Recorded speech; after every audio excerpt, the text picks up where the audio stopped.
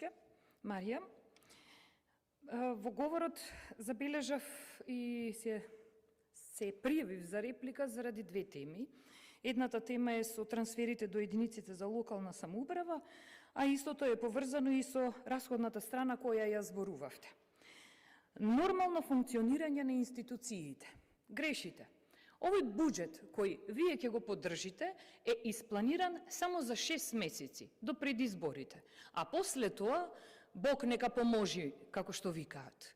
Зошто го велам ова? Доколку ја отворивте страната за образование, само еден мал пример ќе ви дадам, доколку ја отворивте страната за образование, ќе видите дека големи проценти од ставките за нормално функционирање на институциите се намалени.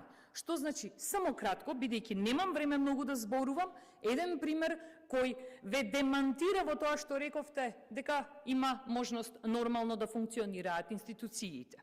Втора работа, ги спомнавте блок дотациите до општините. Ја само сакам да ви кажам и да ви напоменам.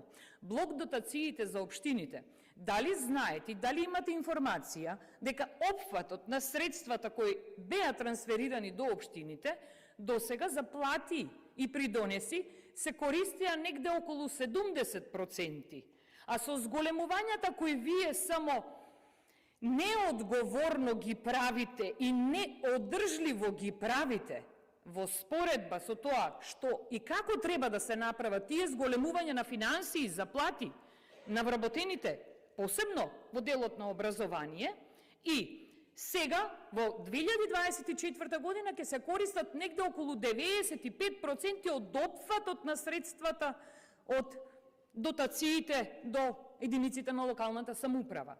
Прашањето е на кое ќе бидам благодарна да ми одговорите. Како општините ќе плаќаат сметки? Како општините ќе ги одржуваат училиштата? Како општините ќе ги менаџираат сите институции кои се под нивна надлежност? И нешто ќе ви кажам.